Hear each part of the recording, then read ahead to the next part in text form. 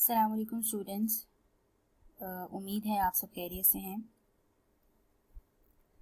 तो जी हम स्टार्ट करते हैं अपना आज का लेक्चर।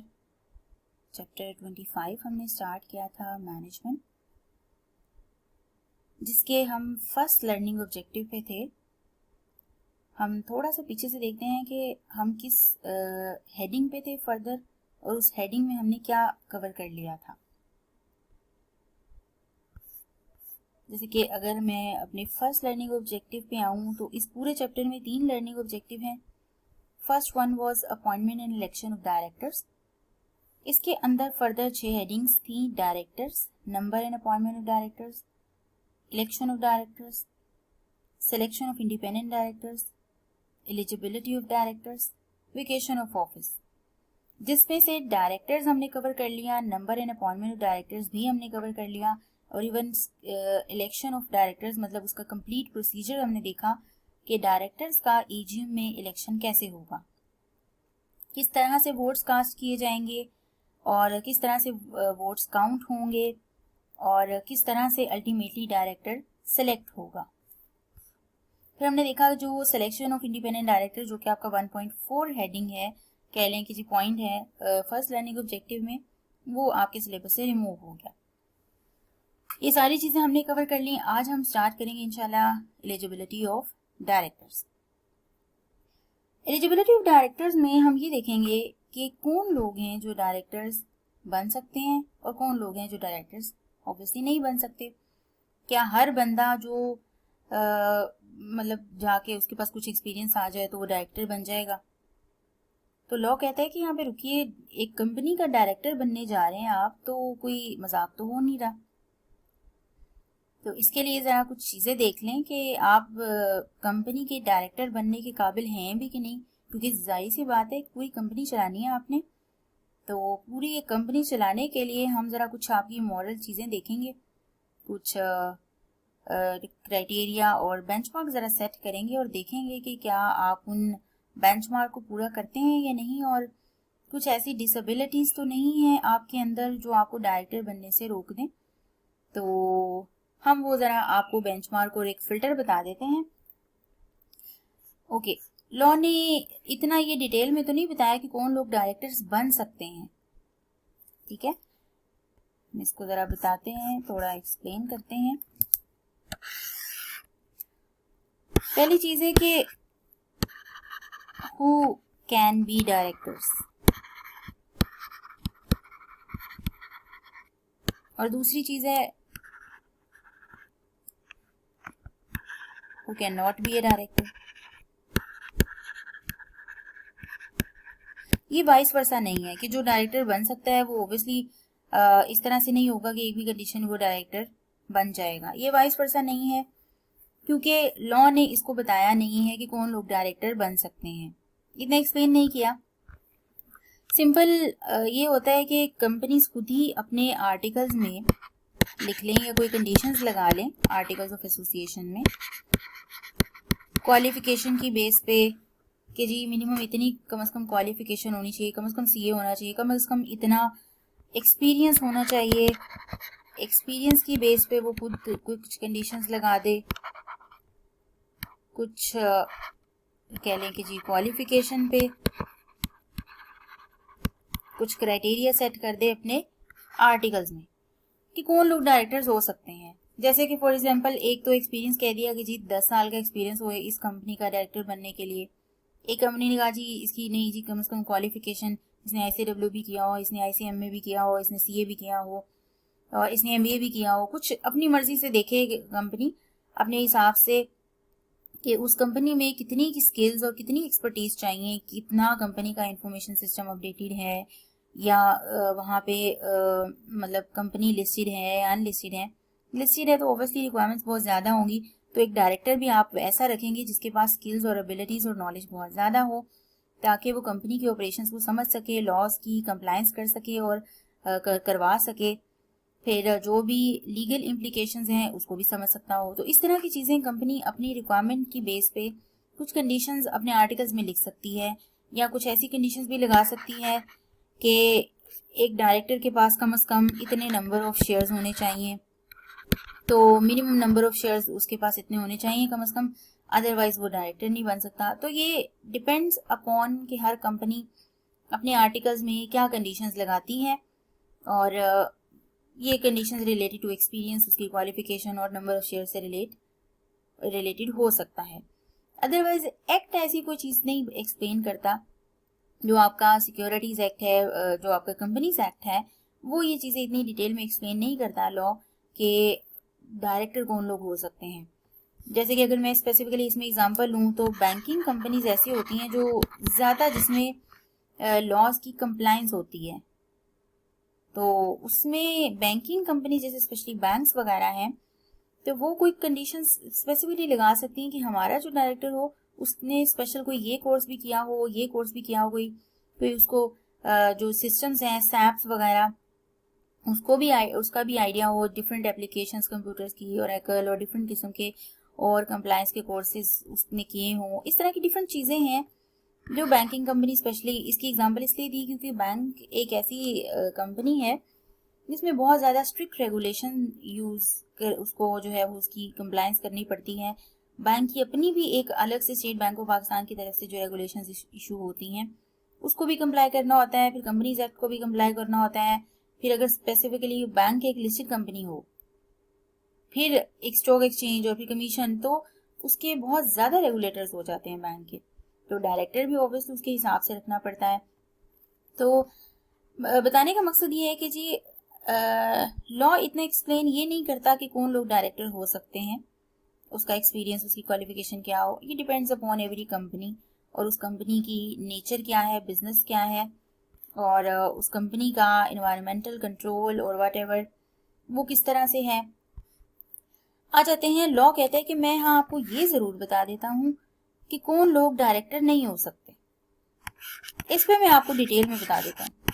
मैं ये तो नहीं बता सकता कौन लोग डायरेक्टर्स हो सकते हैं, लेकिन ऑब्वियसली जो डायरेक्टर नहीं बन सकता वो मैं चीज़ें बता दूंगा, और जिसके अंदर भी ये चीज़ पाई गई, कोई एक भी चीज़ पाई गई, तो वो भी डायरेक्टर नहीं हो सकता किसी भी कंपनी का।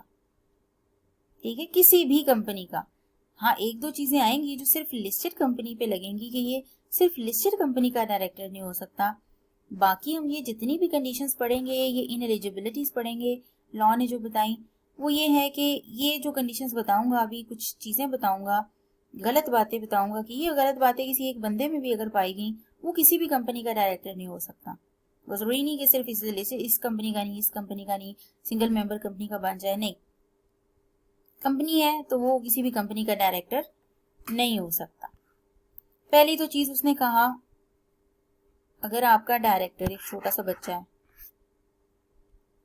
और जो छोटा सा बच्चा होता है उसको कहते हैं माइनर, और छोटा सा बच्चा लॉ की जुबान में छोटा सा बच्चा उसको कहते हैं जिसकी एज लेस देन 18 ईयर्स हो, ये माइनर उसको कहते हैं। जो अभी मेच्योर नहीं हुआ होता, नाबालिग जिसको कहते हैं, लॉ की जुबान में भी उसको कहा जाए जी 18 साल से जिसकी उम्र कम होती है वो माइनर होता है। तो पहले तो कहा जी कि जो एक माइनर है जिसकी 18 साल से कम एज है वो तो किसी कंपनी का डायरेक्टर नहीं बन सकता। यही तो बात है, गलत डिसीजन लेगा, जज्बाती होगा, बस लॉ ने कह दिया कि माइनर एक किसी भी कंपनी का डायरेक्टर नहीं बन सकता। इस माइनर की डेफिनेशन प्रॉपर हम जाके अपने जब कॉम्पिटेंसी ऑफ पार्टी देखेंगे, कॉम्पिटेंट टू कॉन्ट्रैक्ट, और इस तरह आपके एम लॉ में है, ये गालिबन आपका चैप्टर 4 है, या I guess chapter 5 is your consideration. तो ये चैप्टर 4 है जो कॉम्पिटेंस ऑफ पार्टी है, तो वहाँ पे भी माइनर की हम डेफिनेशन देखेंगे, इससे रिलेटेड काफ़ी चीज़ें देखेंगे। तो अभी ये एक याद रखिए कि एक माइनर डायरेक्टर नहीं हो सकता, और माइनर से मुराद जिसकी age less than 18 years old हो। और फिर एक और भी उसमें वहाँ पे आप जाके चीज़ देखेंगे कि एक पर्सन जिसका गार्डियन हो तो उसकी माइनॉरिटी जो है, एज की लिमिट कहाँ तक होगी। ठीक है जी, तो वो फिर बढ़ जाएगी उसकी, वो फिर मेच्योर होगा मे बी आफ्टर 18 ईयर्स के बाद भी वो माइनर ही कहलाए जिसका गार्डियन हो, जिसके पेरेंट्स ना हो। ओके, एक माइनर पर्सन डायरेक्टर नहीं हो सकता। फिर कहा एक ऐसा बंदा जिसका ज़हनी तवाज़ुन ठीक नहीं है, पागल है, शराबी है, जिसका दिमाग आउट हो जाता है, जिसके दिमाग में समझ ही नहीं आता क्या चीजें करे क्या नहीं। अब उसको लॉ ने कहा कि उसको कहते हैं अनसाउंड माइंड। एक पर्सन जिसका माइंड ही साउंड नहीं है, उसका माइंड अनसाउंड है, तो वो भी कंपनी का डायरेक्टर नहीं हो सकता। यहाँ पे मैं अनसाउंड माइंड पर्सन को एक्सप्लेन नहीं करूंगी, ये भी आप चैप्टर जाके चैप्टर 4 में अनसाउंड माइंड की डेफिनेशन हम देखेंगे कि वो पर्सन एक लुनेटिक होता है, क्या होता है, पागल होता है, या ड्रंकनेस की भी है उसने। तो ये सारी चीजें अनसाउंड माइंड पर्सन में आती हैं। तो कहा जी कि एक जनरली यहाँ पे कह दिया गया कि वो पर्सन जो अनसाउंड माइंड है वो डायरेक्टर नहीं हो सकता। अब वो टेम्परेरी है या परमानेंटली अनसाउंड माइंड है, तो वो हम देखेंगे वहां पे क्या इस तरह की चीज होती है कि टेम्परेरी या परमानेंटली अनसाउंड माइंड कोई पर्सन हो। ऐसी होती भी है, चाहे वो टेम्परेरी हो या चाहे परमानेंटली। एक पर्सन अगर वो अनसाउंड माइंड है तो वो डायरेक्टर नहीं हो सकता।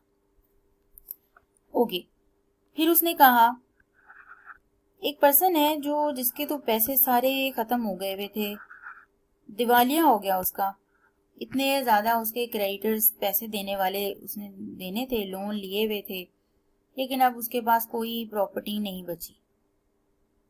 बिल्कुल कंगाल हो जाएगा एक बंदा, बिजनेस खत्म हो जाए, बिजनेस खत्म हो गया, घर के कोई एसेट्स वगैरह थे सारी चीजें बेच दी, कुछ भी नहीं बचा, घर भी अपना नहीं बचा, कोई प्रॉपर्टी अपनी नहीं बची। तो जब उसके क्रेडिटर्स आते हैं कि जी ये जरा पैसे हमारे दें, आपने हमसे लोन लिया था, पैसे वापस करें, वो कहते हैं मैं तो दिवालिया हो गया हूँ बिल्कुल। उस दिवालिये को लॉ ने कहा इसको इंसॉल्वेंट बोलते हैं। एक बंदा जो बिल्कुल ही कंगाल हो गया उसको कह देते हैं जी इंसॉल्वेंट। बिल्कुल ही उसके पास जितनी भी प्रॉपर्टीज, उसके पैसे सब खत्म हो गया और उसके क्रेडिटर्स को देने के लिए उसके पास कुछ भी नहीं है। उसके डेटर से अगर कुछ पैसे आने भी हैं तो वो इस ऑब्वियसली इतने नहीं है कि वो अपने क्रेडिटर्स का लोन पूरा कर दे, क्रेडिटर्स के जो भी उसने पैसे देने वाले हैं वो दे दे, अपने लेंडर्स के पैसे दे दे, इतने पैसे उसके पास नहीं है। इसका मतलब वो हो गया है इंसॉल्वेंट, अब उसके पास कुछ भी नहीं बचा। ये इंसॉल्वेंट ऐसे ही नहीं बल्कि एक लेटर आता है बकायदा, वो कोर्ट को अप्लाई करता है कि जी मुझे ये इंसॉल्वेंट डिक्लेयर कर दें। उसका फायदा ये होगा कि ये लेटर दिखाएगा अपने क्रेडिटर्स को तो कि मैं हो गई इंसॉल्वेंट, तो फिर क्रेडिटर्स भी कुछ नहीं कर सकते।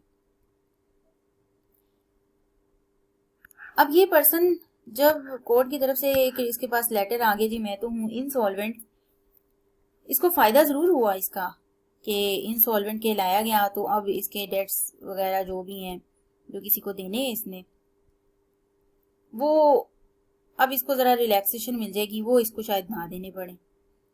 फायदा तो हो गया, अब नुकसान भी होगा। लॉ ने कहा कि अब ये देख लो, ये तुम इंसॉल्वेंट तो हो गए हो, कंगाल तो हो गए हो, बाकियों से तो तुम्हें राहत मिल गई कि तुम सबको कहे जा रहे हो मैं कंगाल हो गया हूँ, मेरे पास पैसे नहीं है। ओके, पैसे नहीं है, इट्स फाइन, ये तुम इंसॉल्वेंट कहलाए जा रहे हो, लेकिन अब तुम किसी कंपनी के डायरेक्टर नहीं बन सकते। तो लॉ ने कहा कि या तो वो इंसॉल्वेंट डिक्लेयर हो गया है या फिर अभी उसने अप्लाई किया हुआ है कोर्ट को कि वो एक लेटर आने वाला है to be adjudicated as an insolvent, और उसकी एप्लीकेशन अभी पेंडिंग है। ठीक है, अभी इंसॉल्वेंट हुआ नहीं, उसकी एप्लीकेशन अभी पेंडिंग है, तो तब भी वो डायरेक्टर नहीं बन सकता। और अगर उसकी एप्लीकेशन अप्रूव हो गई है, बकायदा एक लेटर आ गया है, तो अब यही इंसॉल्वेंट बन जाएगा अनडिस्चार्ज्ड इंसॉल्वेंट।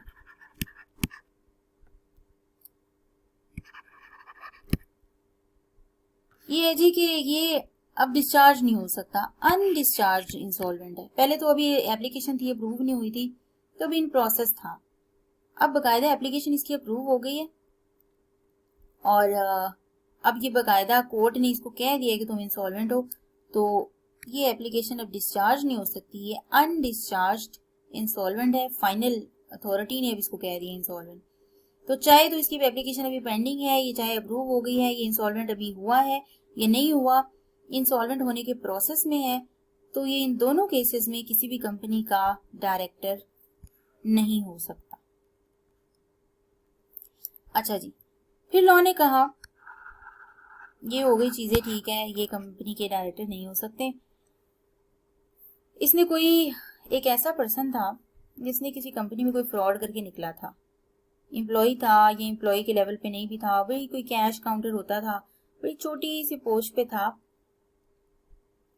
तो इसने फ्रॉड किया था या कुछ इस तरह के लॉज या कवानीन तोड़े थे, प्रिंसिपल्स तोड़े थे, और उस प्रिंसिपल्स तोड़ने के केसेस में, फ्रॉड करने के जो जुर्म में उस कंपनी ने या उस पर्सन ने जिसके साथ इसने फ्रॉड किया, उसने इसके खिलाफ केस फाइल कर दिया कोर्ट में।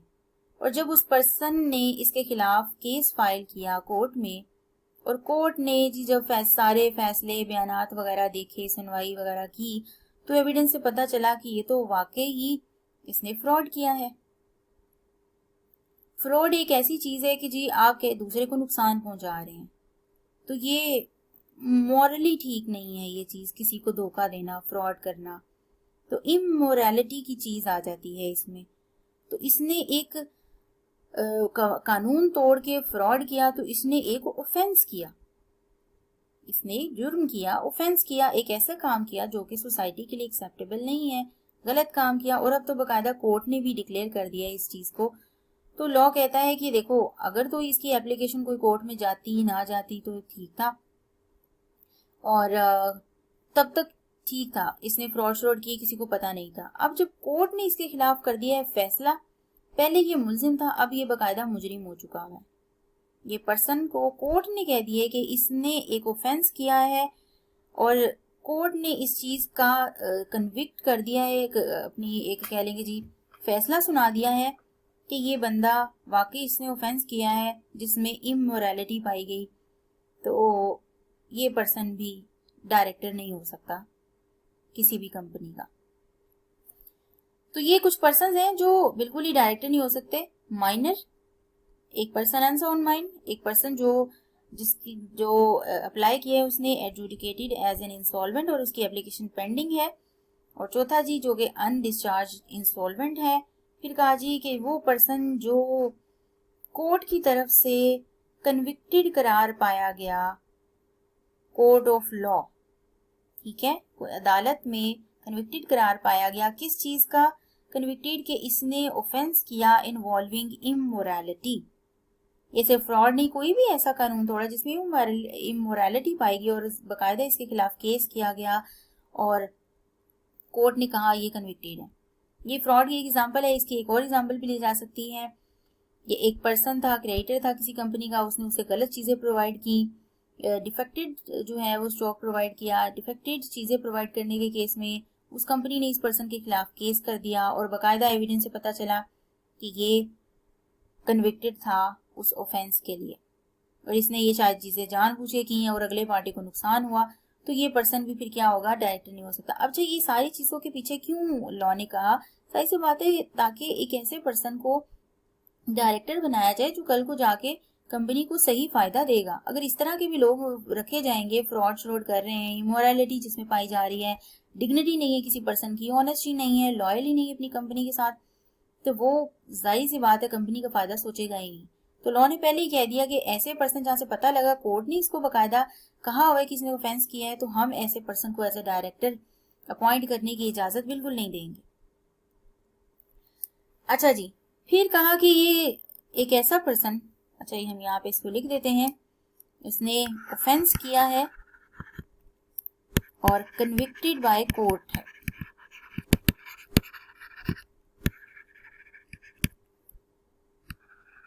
ओके, अच्छा अब एक ऐसा पर्सन ले लीजिए, वो किसी कंपनी में डायरेक्टर था, पहले तो वो दयानतदार था, कन्विक्टेड नहीं था, पहले तो ऑनेस्ट था, लेकिन बाद में ऑनेस्ट नहीं रहा और उसने ऐसे काम किए कुछ जो कि कंपनी के नुकसान में थे, मेंबर्स के नुकसान में थे। उसने ऐसे गलत काम किए, फ्रॉड श्रॉड किए, मनी उसमें से निकाली, अपने फायदे के लिए इस्तेमाल की, जिसके नतीजे में मेंबर्स ने क्या किया, इसको रिमूव कर दिया। रिमूवल का तरीका हम देखेंगे कि डायरेक्टर को कैसे रिमूव करते हैं। तो अभी ये है कि जी इसको निकाल दिया, जाहिर सी बात है इसने फ्रॉड किए। एक्ट ने स्पेसिफिकली मना किया है कि एक पर्सन जो कि इस तरह के ऑफेंस करेगा या जो कि अनसाउंड माइंड हो, या आगे जो हम कुछ चीजें देखते हैं जो कि एक्ट ने स्पेसिफिकली मना किया, ऐसे लोग डायरेक्टर नहीं हो सकते। तो जिसके नतीजे में उसको डिबार्ड कर दिया ऑफिस से। उसको रिमूव करने से मुराद ये है कि एक स्पेसिफिक टर्म यूज की गई कि उसको उसकी डेजिग्नेशन से, उसके ऑफिस से डिबार्ड कर दिया, निकाल दिया गया, होल्डिंग फ्रॉम सच ऑफिस। किसी भी प्रोविजन के तहत एक्ट में कोई भी ऐसी प्रोविजन लिखी जिसके तहत वो डायरेक्टर नहीं बन सकता, तो वो कोई भी ऐसी प्रोविजन, उसने कोई भी ऐसा गलत काम किया और एक्ट की वजह से, उस प्रोविजन की वजह से उसको डिबार्ड किया गया, तो लॉ कहता है कि अब ये पर्सन कहीं भी डायरेक्टर नहीं बन सकता। Has been debarred from holding such office under any provision of this act. तो ये पर्सन डायरेक्टर नहीं हो सकता। Debarred from holding such office. Such office से मुराद कि यही जो है डेजिग्नेशन है, ये किसी कंपनी में जो है पहले भी होल्ड कर रहा था, मतलब डायरेक्टर था। अच्छा जी, एक टर्म हमने पढ़ी थी कि फिडुशियरी बिहेवियर क्या होता है। फिडुशियरी बिहेवियर ये होता है कि कंपनी और डायरेक्टर के दरमियान एक फिडुशियरी रिलेशनशिप है। फिडुशियरी रिलेशनशिप से मुराद ट्रस्ट और कॉन्फिडेंस का रिलेशन है, और स्पेसिफिकली ये टर्म तब यूज की जाती है जब आप दूसरी पार्टी पे ट्रस्ट करते हैं, कॉन्फिडेंस उस पे आपको आता है इस चीज पे कि वो आपकी मनी की हिफाजत करेगा और फाइनेंशियल आपके एसेट्स की हिफाजत करेगा, उसको गलत फायदे के लिए यूज नहीं करेगा। इसमें कहते हैं कि जी ये है फिडुशियरी रिलेशनशिप क्रिएट हो गया। अगर तो सिर्फ ट्रस्ट का रिलेशन है, इस ओके ट्रस्ट है, लेकिन जब बात पैसों की आ जाए तो फिर हम कहते हैं कि अब फिडुशियरी रिलेशनशिप क्रिएट हो गया है। अब आपको पता है कि डायरेक्टर्स और कंपनी का फिडुशियरी रिलेशनशिप होता है।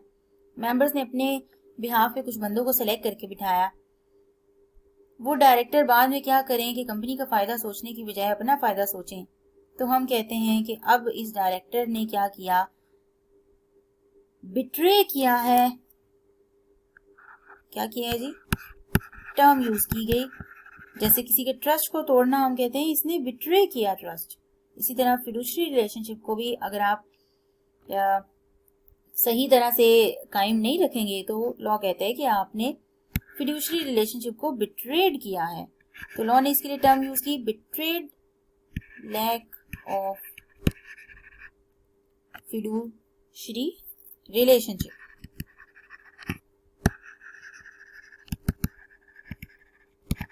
और इस बात का एविडेंस, इस बात की डिक्लेरेशन कोर्ट ने भी दे दी है। कोर्ट ने दी। अब यहां पे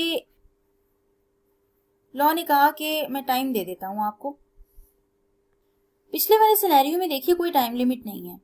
पिछले में कहा इसने कभी भी ऑफेंस किया था, इसने कभी भी किसी कंपनी से निकाला गया तो अब ये दोबारा डायरेक्टर नहीं बन सकता। यहाँ पे लॉ ने इसको थोड़ी सी रिलैक्सेशन दी कि वो पर्सन जो कि betrayed lack of fiduciary behaviour था, और कोर्ट ने इस चीज की डिक्लेरेशन दी थी, और ये डिक्लेरेशन दी गई थी at any time during preceding 5 years। यानी कि अगर किसी पर्सन को अगर हम पिछले से 5 साल काउंट करें तो उस 5 साल से पहले कभी लैक ऑफ फिडुशियरी बिहेवियर की डिक्लेरेशन दी गई थी तो वो बंदा अभी भी डायरेक्टर बन सकता है। तो इससे ये मुराद है। तो यहाँ पे आपको ये ऑब्वियसली एक एक्सेप्शन निकली है। यहाँ पे चीजें आपसे जो है पूछी जा सकती हैं, यहाँ से सवाल बन सकता है, सिचुएशन भी बन सकती है कि कोई पर्सन आपकी सिचुएशन बना के बताए जी कि ये पर्सन डायरेक्टर है, इसने पिछले 2 या 3 सालों में लैक ऑफ फिडुशियरी बिहेवियर का कन्विक्टेड करार पाया गया, तो बताइए ये कंपनी का डायरेक्टर बन सकता है कि नहीं बन सकता।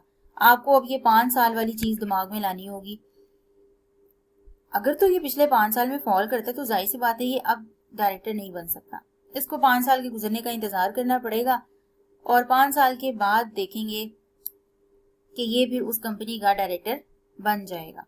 तो यहाँ पे आपकी चीज ये टेस्ट हो सकती है। अच्छा जी, फिर ये है कि जाहिर सी बात है एक पर्सन अगर टैक्स ना दे, उसका टैक्स बनता हो, तो वो भी एक नॉन कंप्लायंस मानी जाती है। तो कहा गया जी कि एक पर्सन एक डायरेक्टर बनने जा रहा है और वो पर्सन का नेशनल टैक्स नंबर ही नहीं है, ठीक है, नेशनल एनटीएन नंबर ही नहीं है, नेशनल टैक्स नंबर जिसको एनटीएन बोलते हैं एब्रीवेशन की टर्म में, उस पर्सन का एनटीएन ही नहीं है as per income tax ordinance 2001। जिस तरह कंपनीज एक्ट है, इसी तरह इनकम टैक्स के रूल्स के लिए एक इनकम टैक्स ऑर्डिनेंस है। जो आपका टैक्स का पेपर भी आप पढ़ेंगे अपने कैफ लेवल पे ही, फिर फाइनल लेवल पे भी एडवांस टैक्सेशन देखेंगे, तो ये आप इनकम टैक्स ऑर्डिनेंस वहां देखेंगे। तो एक पर्सन जिसका एनटीएन नंबर ही नहीं है as per income tax ordinance 2001, तो लॉ ने कहा कि वो पर्सन भी डायरेक्टर नहीं बन सकता किसी भी कंपनी का।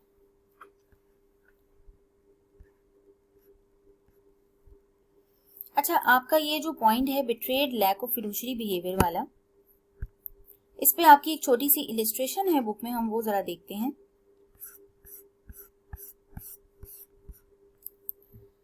इलिस्ट्रेशन देखिए, lacking of fiduciary behaviour. Court can declare a person lacking fiduciary behaviour. हम कब कहेंगे कि एक पर्सन लैक कर रहा है फिडुशियरी बिहेवियर? हमने इसकी ये चीज देखी थी कि जाहिर सी बात है जब एक बंदे पे ट्रस्ट किया जाता है तो उससे एक्सपेक्ट किया जाता है कि वो अपने मफाद को साइड पे करके कंपनी के मफाद के बारे में सोचेगा। लेकिन अगर उसने ऐसा ही सेम बिजनेस अपना फॉर एग्जांपल इस्टेब्लिश कर लिया और वो कंपनी के बजाय अपने बिजनेस को प्रमोट कर रहा है, तो हम ये कहते हैं, और इस बात का किसी मेंबर को भी नहीं पता, ये हम इसी चैप्टर में डिस्क्लोजर ऑफ इंटरेस्ट देखेंगे तो वहां पे भी ये चीज आपको क्लियर हो जाएगी। यहाँ पे देखिए, हम कहेंगे कि लैकिंग फिडुशियरी बिहेवियर कब लैक वो कर रहा है, अगर he fails to comply with certain provisions related to the disclosure of his personal interest in the company's transactions और कॉन्ट्रैक्ट्स। देखिए, कुछ ऐसे बिजनेसेस जो उसने खुद से एस्टेब्लिश किए होंगे या कुछ ऐसे बिजनेसेस के साथ ट्रांजैक्शन अगर वो करने जा रहा है कंपनी, जहां पे इस बंदे, इस पर्सन, ये जो ऑलरेडी डायरेक्टर एग्जिस्ट कर रहा है, इसकी वाइफ, इसके सिबलिंग्स, इसके वट एवर वो बिजनेस कर रहे हैं, तो जाहिर सी बात है कि फिर भी उस बिजनेस को प्रमोट करने की कोशिश करेगा। जैसे कोई एक ऐसी कंपनी और है जहां पे इसकी वाइफ डायरेक्टर है या इसकी वाइफ सीईओ है, चीफ एग्जीक्यूटिव है, ठीक है, तो ये कोशिश करेगा इस कंपनी की बजाय उस कंपनी को फायदा दे। तो जब ये कंपनी उस कंपनी के साथ कोई बिजनेस करने जाएगी तो ये कोशिश करेगा कि हाई टर्म्स पे, हाई प्राइस पे जो है वो वैल्यूज या प्राइसेस निगोशिएट हो ताकि उस बिजनेस का फायदा हो सके। और यहाँ पे मेंबर्स को अगर पता ही नहीं होगा, दूसरे डायरेक्टर्स, दूसरे बोर्ड ऑफ डायरेक्टर्स को, मेंबर्स को पता ही नहीं होगा इस चीज का, तो शायद वो ट्रांजेक्शन कर लें और बाद में पता चले कि ये बेनिफिट तो उसके अपने के लिए था। तो अगर उसने डिस्क्लोजर भी नहीं दिया पर्सनल इंटरेस्ट का, कंपनीज की जो भी ट्रांजेक्शन है, कॉन्ट्रैक्ट है, तो हम कहेंगे कि वो फिडुशियरी बिहेवियर लैक कर रहा है। और ये आगे हमने लिखा भी कि ये डिस्कस करेंगे इसी चैप्टर में लेटर। तो ये कंप्लीट एक टॉपिक है, उसको हम डिस्कस करेंगे वहां पे। अच्छा जी, आगे आ जाइए।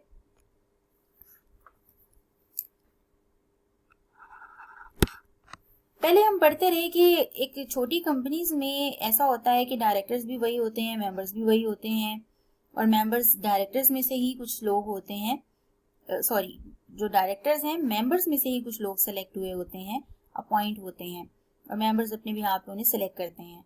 अब लॉ ने भी ये कह दिया है कि एक ऐसा पर्सन जो मेंबर नहीं है कंपनी का, वो डायरेक्टर नहीं हो सकता, ठीक है। उसने कहा अ नॉन मेंबर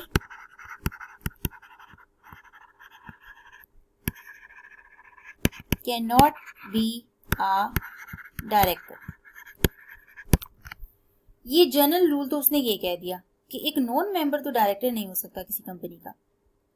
मतलब एक चौथा बंदा, आप तो उस कंपनी के मेंबर हूं, आप तो बन सकते हैं डायरेक्टर, लेकिन आपका भाई जिसके शेयर्स नहीं है उसके पास, वो नॉन मेंबर है उस कंपनी के लिए, शेयर होल्डर नहीं है वो उस कंपनी का, तो वो उस कंपनी में डायरेक्टरशिप के लिए अप्लाई नहीं कर सकता। लेकिन again exceptions are always there. Exceptions क्या है? पहली एक्सेप्शन उसने कहा,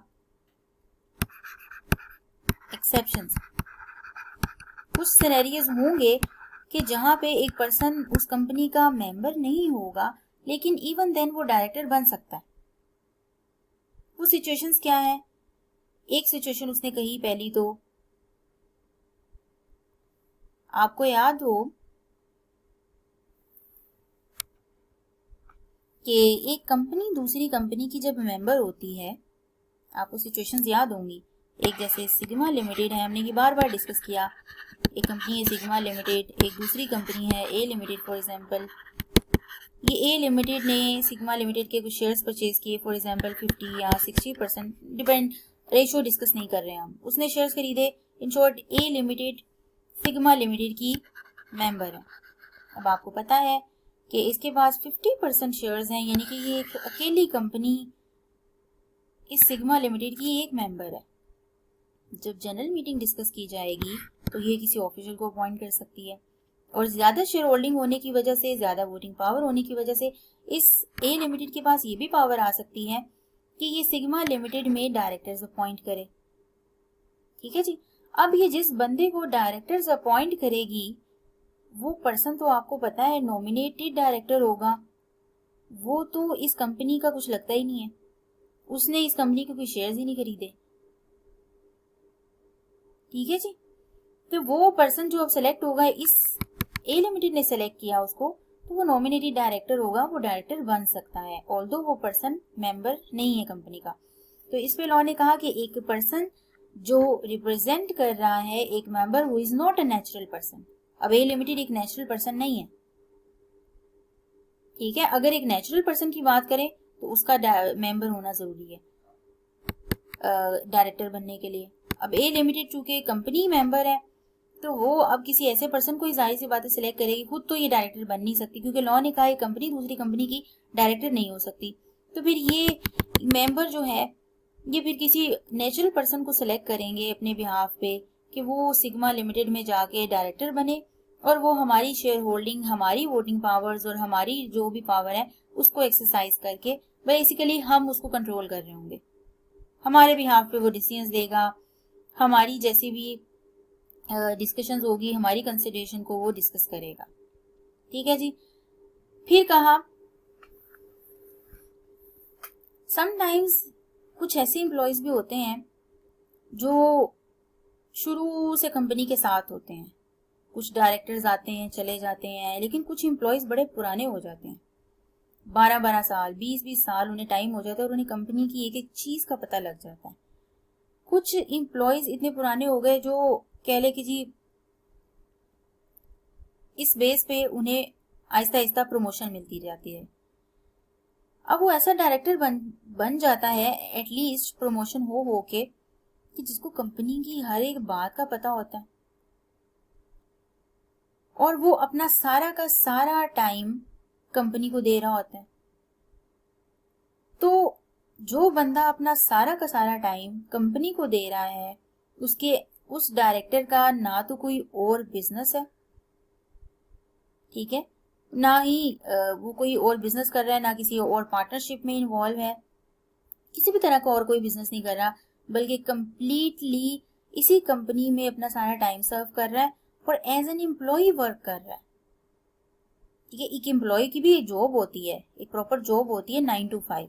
जब 9 to 5 वो यहाँ जॉब कर रहा है तो जाहिर सी बात है वो और कहीं जॉब नहीं कर रहा, तो एज एन उसने अपने आप को एम्प्लॉय रिकॉग्नाइज कराया कंपनी में। तो लॉ ने कहा कि एक ऐसा डायरेक्टर, उसको कह दिया whole time director. Whole time director who is employee of company, ये एम्प्लॉय है, ये मेंबर नहीं है, ये भी डायरेक्टर बन सकता है। हमने पहले देखा कि एक नॉन मेंबर डायरेक्टर नहीं हो सकता, लेकिन पहली एक्सेप्शन देखी कि एक कंपनी, या कंपनी की बजाय अगर मैं पर्सन लिखूं, एक person representing a member who is not natural person. दूसरा कहा कि एक होल टाइम डायरेक्टर जो कि एम्प्लॉय ऑफ द कंपनी है, ये भी डायरेक्टर हो सकता है ऑल्दो वो एक नॉन मेंबर है। फिर कहा जो एक सीईओ सेलेक्ट होता है जिसको कहते हैं चीफ एग्जीक्यूटिव ऑफिसर,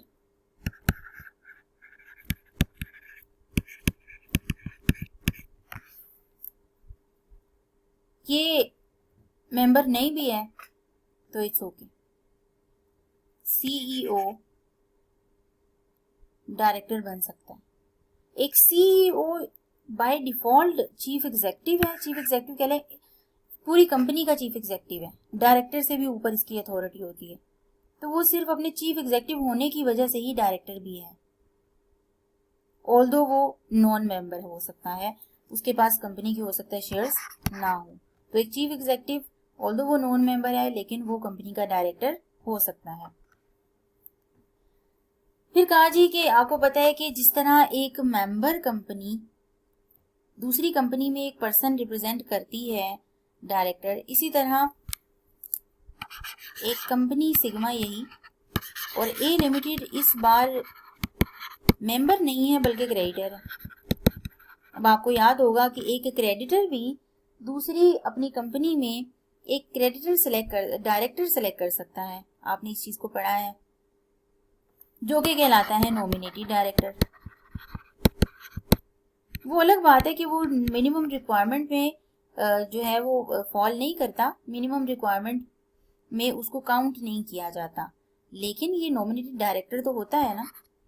तो लॉ ने कहा कि एक ऐसा डायरेक्टर जो क्रेडिटर ने ऑब्वियसली सेलेक्ट किया, रिप्रेजेंट कर रहा है उनके स्पेशल इंटरेस्ट को, तो वो पर्सन भी डायरेक्टर हो सकता है, ऑल्दो अब वो पर्सन जो है वो मेंबर नहीं है कंपनी का।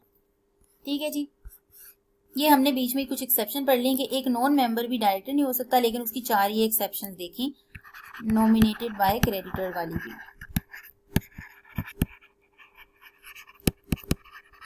ये 4 एक्सेप्शन ये डायरेक्टर्स हो सकते हैं इवन दो ये नॉन मेंबर होते हैं। अब इन एलिजिबिलिटी पे आ जाइए दोबारा से।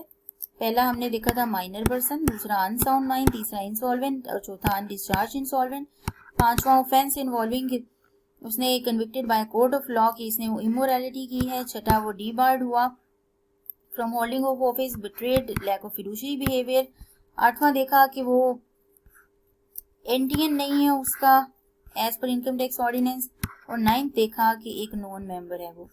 अब 10th पे आ जाइए जो कि है specifically for listed company only. अगर आप एक लिस्टेड कंपनी है और इसके लिए आप एक डायरेक्टर सेलेक्ट करने जा रहे हैं, तो लोग कहते हैं कि ये अगर इनएलिजिबिलिटी है तो ये इस कंपनी का डायरेक्टर नहीं हो सकता। हाँ, एक पब्लिक अनलिस्टेड कंपनी का डायरेक्टर हो सकता है, एक प्राइवेट कंपनी का डायरेक्टर हो सकता है, लेकिन एक लिस्टेड कंपनी का डायरेक्टर नहीं हो सकता। वो इनएलिजिबिलिटी क्या है? उसने कहा जी कि इसने किसी बैंक से लोन लिया था, बैंक को उसने लॉ ने कह दिया फाइनेंशियल इंस्टीट्यूशन, सिर्फ बैंक ही नहीं कोई ऐसी कंपनीज भी जो कि स्पेसिफिकली ये काम करती हूँ फाइनेंस की सर्विसेज प्रोवाइड करती हूँ। तो इसने कोई लोन लिया था फाइनेंशियल इंस्टीट्यूशन से इस पर्सन ने, और ये लोन अपना वापस नहीं कर सका। उस बैंक ने, उस फाइनेंशियल इंस्टीट्यूशन ने इसके खिलाफ कर दिया केस। जब केस फाइल किया तो कोर्ट में जाके इसने कहा मेरे पास तो पैसे ही नहीं है, मैं नहीं कुछ कर सकता। तो कोर्ट ने कह दिया वाकई तुमने डिफॉल्ट किया है पेमेंट में। तो अगर एक ऐसा पर्सन जो कि डिफॉल्टर है in payment of a loan to a financial institution, और इस बात का एविडेंस कोर्ट ने भी दे दिया है, कोर्ट ने भी इसको एज अ डिफॉल्टर डिक्लेयर कर दिया है, तो लॉ कहता है कि ये लिस्टेड कंपनी का डायरेक्टर नहीं बन सकता। बाकी कंपनी का बन सकता है, लिस्टेड कंपनी का डायरेक्टर नहीं बन सकता। Declared as defaulter in payment by court, court ने डिक्लेयर कर दिया इसको। अच्छा जी, अगली चीज है जी, थोड़ी सी ट्रिकी है, थोड़ी सी समझने वाली है, इस पे थोड़ा आपने खास फोकस करना है। अच्छा जी, इसमें पहले आप सेकेंड जो हमारी कंडीशन है उसमें देखने से पहले एक वर्ड है ब्रोकर, वो जरा समझ लेते हैं। आपकी बुक क्या कहती है ब्रोकर कौन होता है? आपकी बुक कहती है जी, इलिस्ट्रेशन देखिए, ये लिखी हुई है, broker under securities act means any person engaged in the business of effecting transactions in securities for the account of others or self। इससे मुराद ये है कि ब्रोकर एक ऐसा पर्सन है जो सिक्योरिटीज का बिजनेस जो चल रहा है, जैसे शेयर्स खरीदना, शेयर्स परचेज करना, सेल करना, डिबेंचर्स या कोई भी और other securities, term finance certificates, whatever with any name, जो भी सिक्योरिटीज हैं, उस बिजनेस के अंदर जो भी ट्रांजैक्शंस हो रही हैं उसको वो अफेक्ट कर रही हैं उस बिजनेस में, और वो उस बिजनेस में इंगेज है। ठीक है, ऐसी ट्रांजैक्शंस जो सिक्योरिटीज को अफेक्ट करती हैं, ठीक है, मतलब कोई ऐसा बिजनेस है लेन देन का, कुछ ऐसी सिक्योरिटीज का बिजनेस है जो कर रहे हैं, उस बिजनेस के अंदर वो इंगेज है किसी तरह से भी। इंगेज किस तरह से है? या तो अपने फायदे के लिए, या उसने दूसरों के लिए अकाउंट खोले हुए हैं, दूसरों को सिक्योरिटीज खरीद के दे रहा है, दूसरों के लिए सिक्योरिटीज खरीद रहा है, अपने नाम पे रख रहा है, या अपने लिए सिक्योरिटीज खरीद के रख रहा है, या सेल कर रहा है कि जब इस शेयर की प्राइस बढ़ेगी या कम होगी तो मैं इसको सेल कर दूंगा। हो सकता है कि उसने दूसरे की बिहाफ पे शेयर्स खरीदे हो और उससे फिर कमीशन लेता है। ठीक है, इस काम के करने के बदले में उससे कुछ कमीशन लेता है, उस कमीशन को कहते हैं ब्रोकरेज। होता ये ब्रोकर है, उर्दू में इसको कहते हैं दलाल, दलाली करने वाला। ठीक है, तो उर्दू में ये वर्ड है, जैसे कि प्रॉपर्टी डीलर्स होते हैं। प्रॉपर्टी डीलर्स एक बिजनेस है प्रॉपर्टी का, जो कि प्रॉपर्टी इनकी अपनी नहीं होती, किसी और की प्रॉपर्टी किसी और को सेल कर रहे होते हैं, जस्ट ये कह लें इंटरमीडिएरी का काम कर रहे होते हैं बीच में, और इनको आप कमीशन मिल जाता है। इसी तरह एक ऐसे, अगर आप ऐसा कोई प्रॉपर्टी का बिजनेस करें कंपनी बना के, ठीक है, तो वो आपकी कह लें कि रियल एस्टेट टाइप की कुछ कंपनी बन जाती है। ठीक है, लेकिन अगर यही काम आप ब्रोकरेज वाला कंपनी बना के करेंगे तो आपकी कंपनी को एक स्पेसिफिक नाम दे दिया जाएगा, corporate brokerage house. Corporate brokerage house का क्या काम होगा कि वो एक एज एन इंटरमीडिएरी काम करेगा। अगर प्रॉपर्टीज किसी को या तो सेल करके देगा या किसी को परचेज करके देगा, और उसने अपने कुछ बंदे रखे होंगे, वो कौन होंगे? ब्रोकर, जो इंडिविजुअल बेसिस पे वहां पे काम कर रहे होंगे और इस बिजनेस में एंगेज होंगे। और इंडिविजुअल जो भी पर्सन है, ढेरों लोग होंगे जिनकी सिक्योरिटीज, किसी कंपनी की कोई कहेगा मुझे इस कंपनी की शेयर्स खरीद दो, मुझे इस कंपनी की शेयर सेल कर दो, वो इनको सर्विसेज प्रोवाइड कर रहे होंगे। तो ये हैं ब्रोकर, जिनको ब्रोकरेज मिलता है, और किसकी तरफ से मिलता है? कंपनी की तरफ से, कॉर्पोरेट ब्रोकरेज हाउस की तरफ से। ये कह लें एज एन एक तरह से एम्प्लॉय रखे होते हैं वहां पे, जो वहां पे काम कर रहे होते हैं बैठे और लोगों को सर्विसेज दे रहे होते हैं। ठीक है, अब हमने 3 टर्म्स पढ़ी हैं, पहले हम इस पे क्लियर हो गए। पहली हमने टर्म क्या पढ़ी? ब्रोकर की, वो पर्सन जो ये इसमें इफेक्टेड है, जो कह लेंगे जी सिक्योरिटीज परचेज सेल करके दे रहा है। एक हमने टर्म पढ़ी ब्रोकरेज, इस पर्सन को जो कमीशन मिल रहा होता है उसको कह दिया जी ब्रोकरेज। और ये बिजनेस अगर आप एक कंपनी बना के कर रहे हैं तो वो क्या है जी? Corporate brokerage house. स्पेसिफिकली उस कंपनी को नाम दे दिया, जैसे बैंकिंग कंपनीज हैं उसको स्पेसिफिकली एक बैंक का नाम दिया गया। इंश्योरेंस कंपनी होती है एक स्पेसिफिक टाइप की कंपनी, जिनका काम के हवाले से वो अलग से उनकी इंडस्ट्री बन जाती है। कोई प्रॉपर्टी का काम करती है तो रियल एस्टेट हो गई।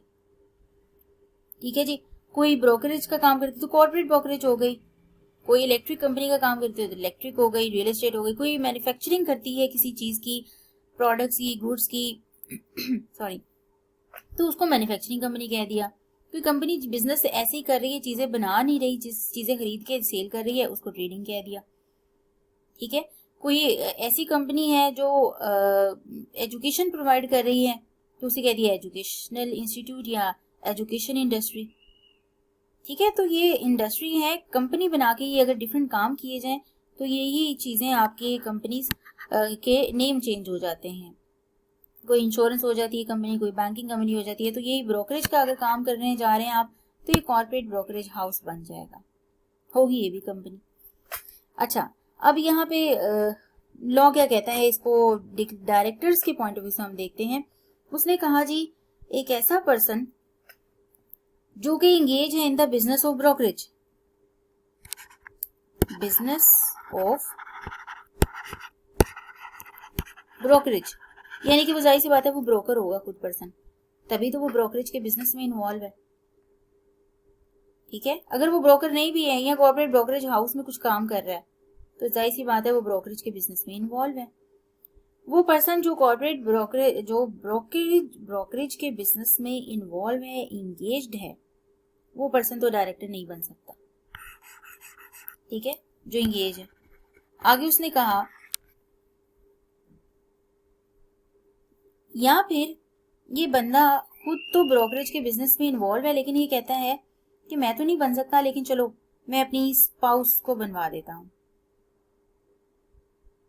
और स्पाउस कौन होती है? आपकी बीवी, या फिर अगर कोई बीवी ब्रोकरेज का बिजनेस कर रही है तो उसका स्पाउस, उसका हस्बैंड। तो लॉ ने कहा कि इस पर्सन की स्पाउस, इस पर्सन की या का स्पाउस भी डायरेक्टर नहीं बन सकता लिस्टेड कंपनी में। ये एक पर्सन या तो वो खुद इंगेज है in the business of brokerage, और प्लस वो अगर इंगेज है तो उस पर्सन की स्पाउस ऑफ सच पर्सन वो भी डायरेक्टर नहीं बन सकती। तीसरी चीज उसने कही, एक पर्सन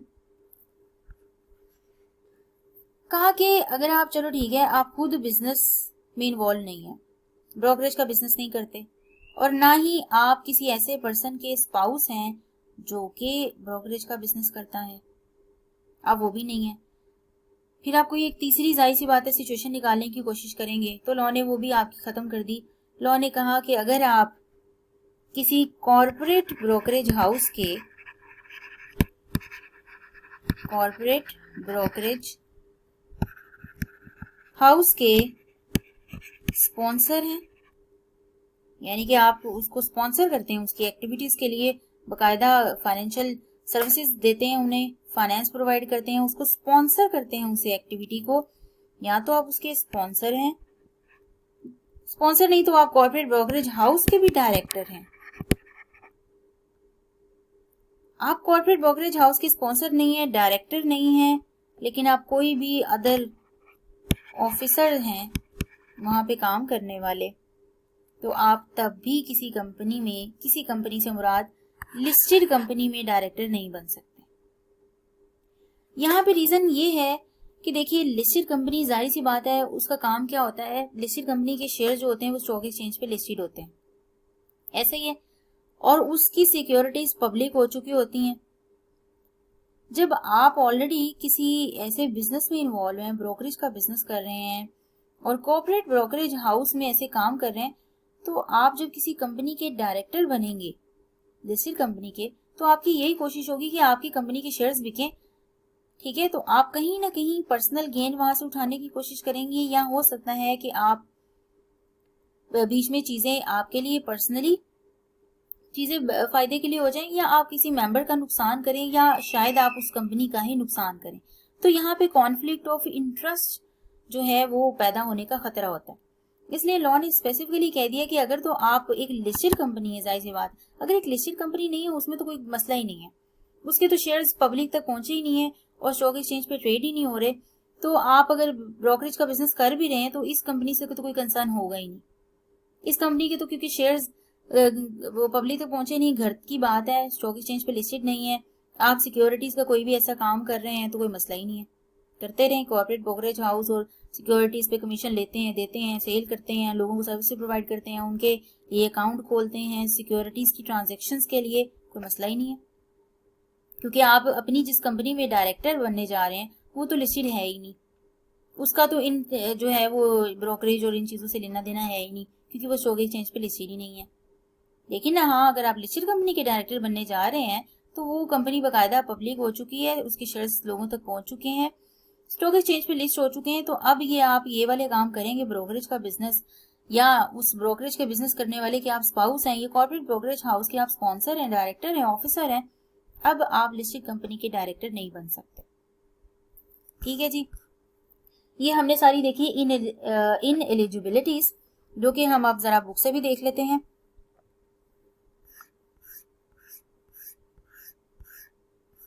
ये G eligibility to act as director, ये हमने यहाँ पे देखा सारी चीजें।